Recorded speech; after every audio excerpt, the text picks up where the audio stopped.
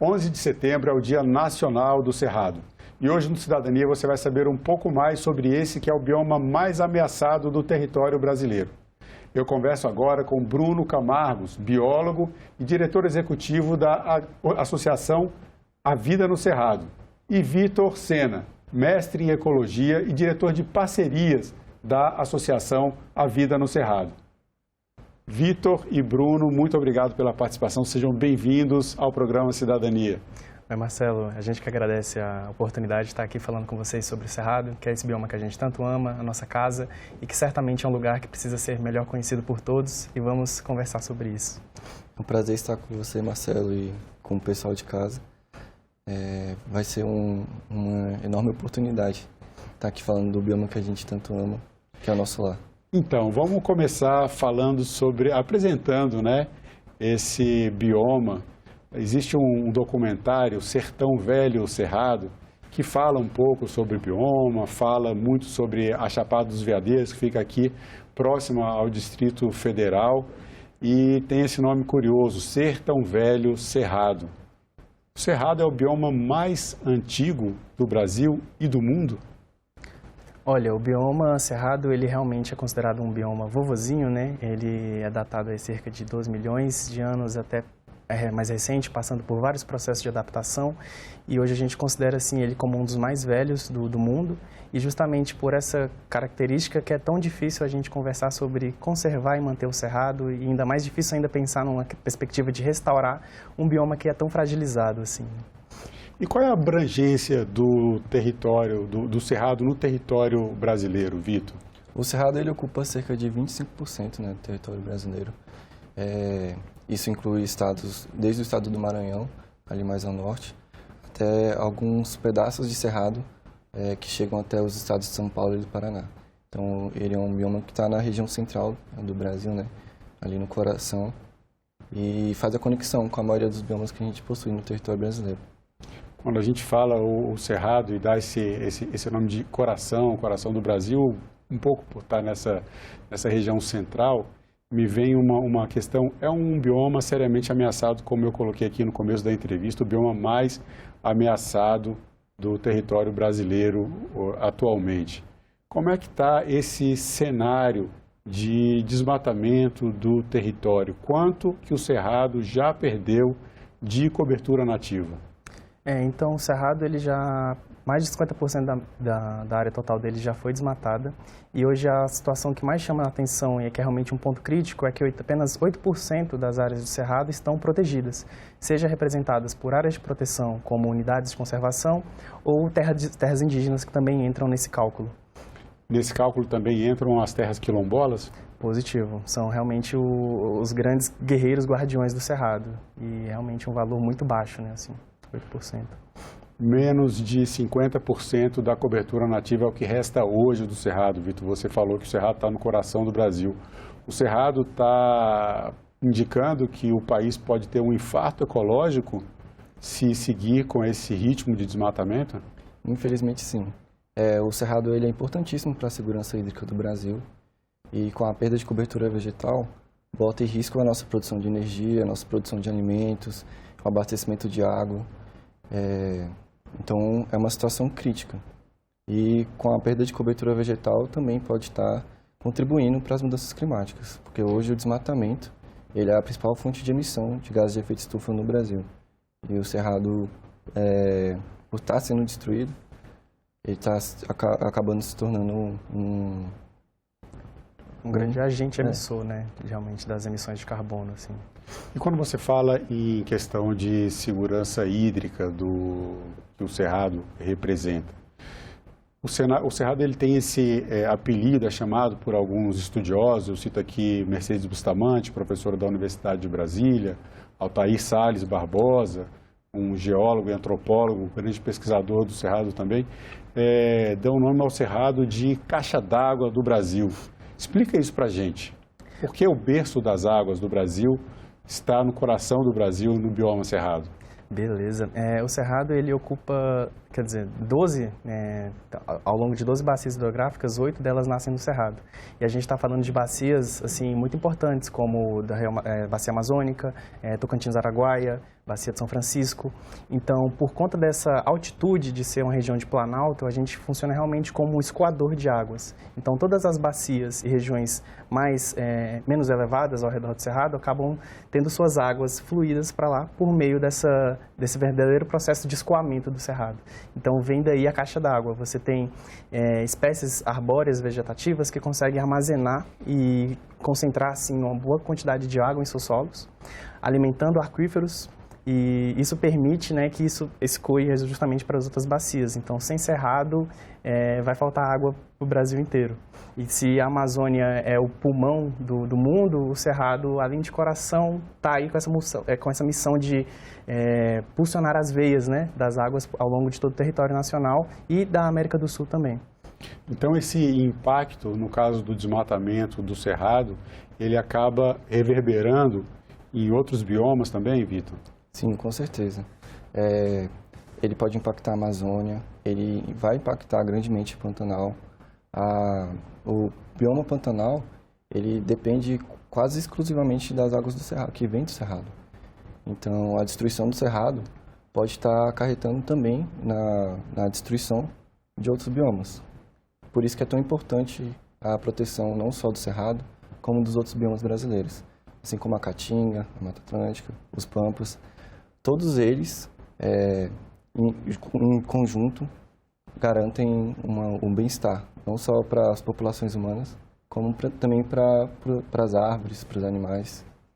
Bruno, agora me explica uma coisa. Como é que as árvores do Cerrado têm papel nessa função de caixa d'água, de distribuição das águas para as bacias hidrográficas e para os outros biomas? Qual é a relação da árvore com esse abastecimento de água do lençol freático e dos aquíferos brasileiros?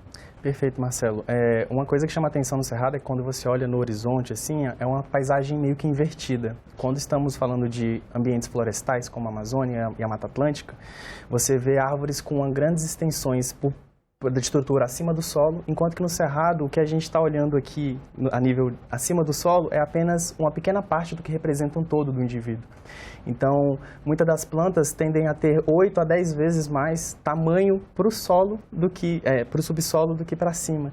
Então, funciona muito nesse sentido que eu trouxe para vocês de tem a chuva, você tem esse abastecimento, acúmulo de água e essas raízes filtram essas águas para os aquíferos e por conta, justamente, né, é importante bater nessa tecla da altitude, a gente está falando da região uma das regiões mais altas do país e realmente funciona como um processo de escoamento.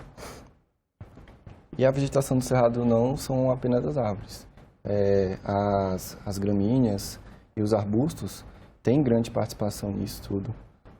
Arrisco dizer até mais que as árvores. E a grande biomassa do Cerrado mesmo, e a biodiversidade, acredito que está concentrado no extrato herbáceo. O Cerrado ele tem sido um polo cada vez maior, mais proeminente na produção agropecuária. Essa substituição de vegetação, quando você desmata uma área de cerrado para a plantação de monoculturas, você não tem esse sistema de escoamento mantido apenas com a troca da vegetação? A vegetação de produção agropecuária não exerce também esse papel de abastecimento do subsolo, do solo e do lençol freático, enfim? Acaba não atuando com essa mesma funcionalidade das espécies já adaptadas ao cerrado, inclusive pelo todo o processo mecânico-agressivo da nossa agricultura extensiva de hoje, que consiste em modificar todo o solo. Então, o problema não são somente as espécies, mas também todo o impacto que você deixa naquele local onde elas estão sendo efetivamente plantadas. Você tem uma mudança muito abrupta no solo e, se comparar funcionalmente os traços das espécies nativas, realmente elas não têm esse mesmo potencial de filtração. Existem várias imagens muito interessantes assim na internet, comparando realmente todo o sistema radicular de plantas utilizadas na monocultura, como soja, algodão, comparando com as espécies nativas de cerrado, dá para observar uma discrepância muito interessante assim, no potencial de filtração de água, principalmente no que diz respeito ao tamanho do sistema radicular. E não só da água, como também os serviços ecossistêmicos acabam sendo fragilizados por essa substituição, né, essa mudança do uso da terra. Que serviços ecossistêmicos são esses? A polinização, a ciclagem de nutrientes, tudo isso vai ser impactado. A polinização por conta da perda da biodiversidade de insetos e outros animais polinizadores. E a ciclagem de nutrientes que é feita também pela biodiversidade do solo, que acaba sendo prejudicada quando a gente faz essa substituição. E quando a gente fala de serviços ecossistêmicos, muita gente não entende, né? Como assim, serviços ou pago por uma coisa que a natureza me entrega? É justamente o contrário. A gente está tentando manter porque é um serviço ofertado de maneira gratuita. E fazer isso no lugar da natureza custa muito caro. A gente perder qualidade de recursos hídricos para você recuperar uma nascente, quão trabalhoso e quanto isso traz de custos monetários. Sem polinizadores, o que é a vida sem polinizadores, na verdade, né? Então, quando a gente fala de serviços ecossistêmicos, são todos esses recursos e ações que a natureza traz para a gente de uma maneira, assim, gratuita. Então, nosso comprometimento é em manter, conservar, para que a gente tenha acesso a esses recursos, entendendo que sem eles a gente não é nada, na verdade. Agora, em termos de biodiversidade, eu citei aqui o professor Altair Salles Barbosa e ele, nesse documentário que eu também comentei aqui, o Sertão Velho Cerrado, ele cita que o Cerrado tem a maior diversidade florística entre os biomas. E quando a gente olha, grosso modo, o Cerrado tem várias formações diferentes, né, vários tipos diferentes, mas não tem aquela abundância que a gente vê, por exemplo, na floresta amazônica, mesmo na Mata Atlântica, árvores muito altas, mata fechada, isso enche os olhos. Como é que é essa biodiversidade do Cerrado em relação aos outros biomas, Vitor? O Cerrado é tão biodiverso quanto a Mata Atlântica, quanto outros biomas. Como fica essa questão da biodiversidade do Cerrado e comparando com outros biomas? Ele é tão biodiverso quanto. O Cerrado ele é a savana mais biodiversa do mundo e por isso a biodiversidade dele não está apenas nas árvores. E por isso que é tão importante a gente aprender a observar a beleza também dos nossos campos e das nossas vegetações savânicas. Eles são locais lindos, floridos. Muitas das flores do Cerrado a gente pode observar, por exemplo, em pequenas gramíneas que estão ali mais próximo do solo. São flores lindas que, com um pouco mais de atenção ao detalhe, a gente vai ver que existe beleza no Cerrado também.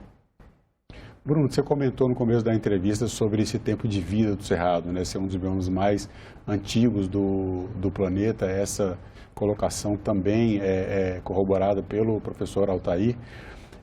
Esse tempo de existência, esse tempo de formação do bioma Cerrado, quer dizer, milhões de anos até chegar à formação que o Cerrado tem hoje, que é uma formação que já está no planeta há milhões de anos. Isso faz do Cerrado um bioma muito especializado. Eu queria que você comentasse um pouco sobre isso. O que é de diferente, o que há de diferença entre um bioma que é tão especializado por ter levado tanto tempo para se adaptar a condições, muitas vezes a condições adversas para a formação de sistemas ecológicos. Perfeito. O Cerrado, sua origem está pautada em cima de diversas hipóteses, né? E algumas delas falam sobre esse extremo de flutuação climática no período do Quaternário, enquanto o planeta estava ficando numa tendência de esfriar, descongela. Então, tudo isso está relacionado com uma parte de retração das florestas e uma expansão das áreas savânicas, mas também com o efeito do fogo. Então, o Cerrado é um bioma que, desde sua origem, ele vem acompanhado da pressão seletiva que o fogo exerce sobre ele. Então, igual você bem falou, né, ao longo desses milhares de anos, certas características são selecionadas justamente para resistir a esses fatores de pressão, como fogo, períodos grandes de estiagem.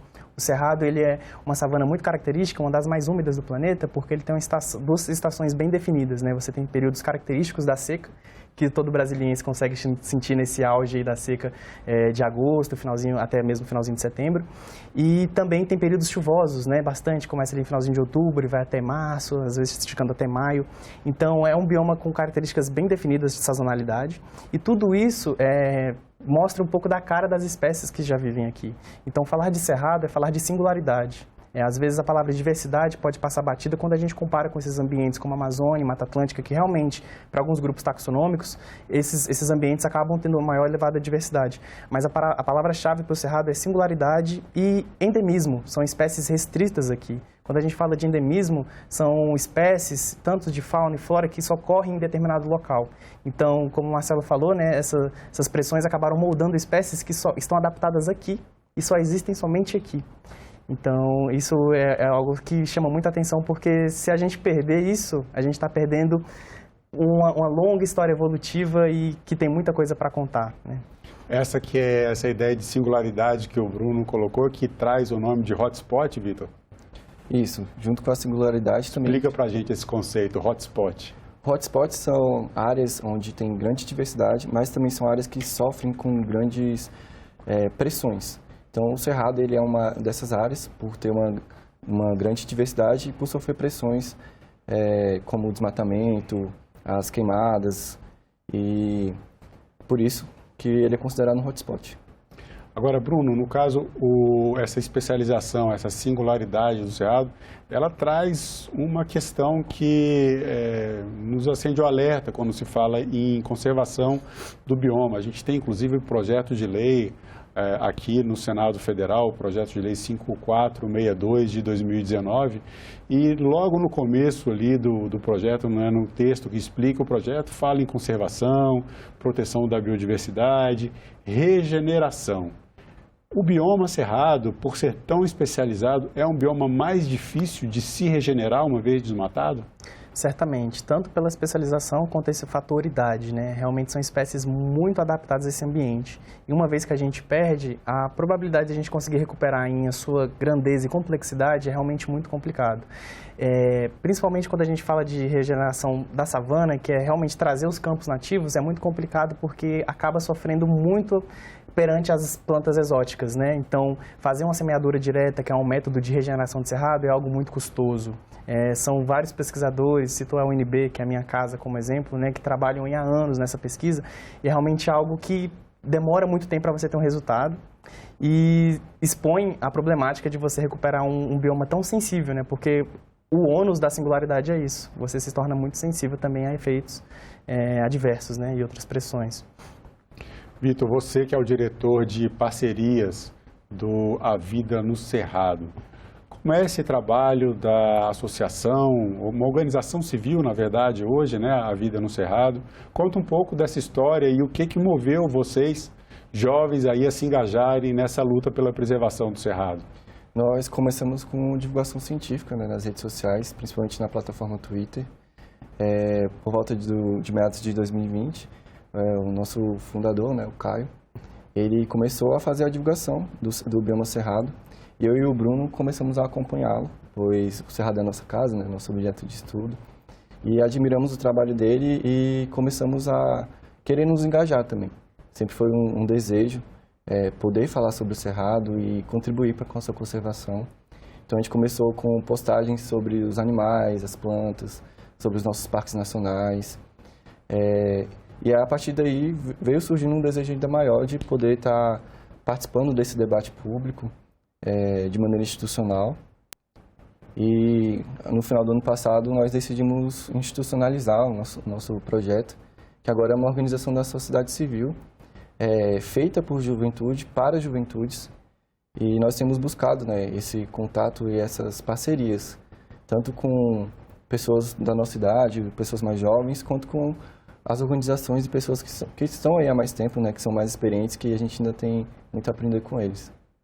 Bruno, o Cerrado não tem a mesma evidência nas mídias, né, nos grandes veículos, como tem a floresta amazônica, né? Toda a discussão, não digo todo, mas grande parte das discussões hoje sobre mudanças climáticas, sobre conservação de florestas, sobre preservação ambiental, especialmente quando diz respeito ao Brasil, é muito voltada para a Amazônia. E vocês estão começando aí, fazem parte aí de uma juventude que está levantando a bandeira de defesa do bioma Cerrado. Como é que você avalia esse trabalho, desse período que você está participando do A Vida no Cerrado? Você acha que está conseguindo um engajamento maior da juventude, a consciência a respeito da importância do bioma também está se ampliando, está sendo mais divulgada, tem mais pessoas aderindo a essa luta? Olha, como a gente estava conversando nessa entrevista, né, quando a gente tomou essa frente para atuar como divulgadores científicos em prol do Cerrado, principalmente nas redes sociais, que foi quando a gente começou a atuar, não tinha nada sobre o Cerrado. A gente ocupou um espaço que estava sendo pleiteado por divulgadores da Amazônia, da Mata Atlântica, alguém eventualmente falando de um grupo taxonômico que ele trabalha.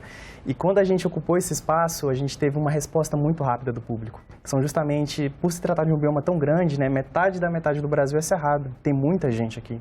Muita gente se sensibiliza ao ver a sua casa sendo exposta como algo muito lindo, algo muito único. E a gente tenta trabalhar com essa questão de ativar esse sininho de, olha, você mora no Cerrado, o Cerrado é sua casa também.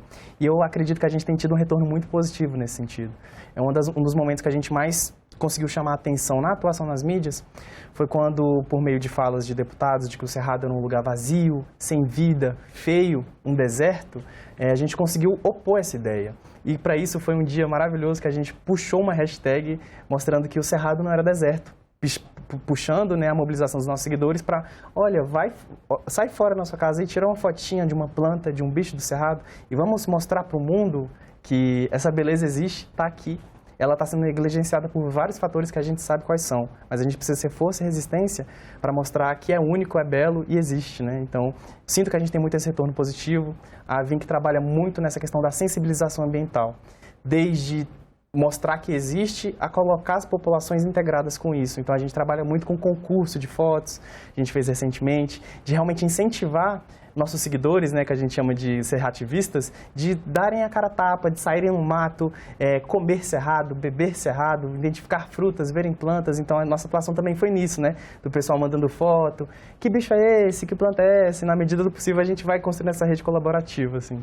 Acaba que essa divulgação em redes sociais, a internet, ela ajuda a potencializar, né, dar voz a tantos discursos e que bom que esteja dando voz a esse discurso que vocês têm em defesa do Cerrado. A gente vai colocando aqui na nossa tela o endereço do Instagram, que é o mesmo do Twitter, que vocês têm uma atuação forte também, e também do site A Vida no Cerrado. Agora, Vitor, a data 11 de setembro foi criada por decreto e, neste ano de 2023, completa 20 anos que existe o Dia Nacional do Cerrado. Como você enxerga esse período de 20 anos desde que foi instituída essa data? Avançamos, regredimos, temos o que comemorar ou temos o que lutar para a conservação do bioma? Como é que você avalia esses 20 anos de Dia Nacional do Cerrado? Eu avalio como uma oportunidade de luta. Tem sido preocupante esses últimos 20 anos, o Cerrado perdeu boa parte da sua vegetação nativa, mas eu acredito que a gente também tem que ter esperança, né? De que existem ótimas oportunidades aí, existem pesquisas sendo feitas para a restauração do bioma, pessoas interessadas em protegê-lo, pessoas que estão interessadas em querer aprender mais sobre esse bioma. E eu vejo com preocupação, mas também com esperança. Bruno, agora eu te pergunto, ao invés dos 20 anos de lá para cá, desde que o dia foi criado, numa perspectiva em que o bioma perde 1,5% de sua cobertura vegetal nativa por ano, isso, se mantiver esse ritmo, até 2050 nós teremos só 15% da cobertura vegetal do Cerrado. Qual a sua perspectiva para os próximos 20 anos de Cerrado?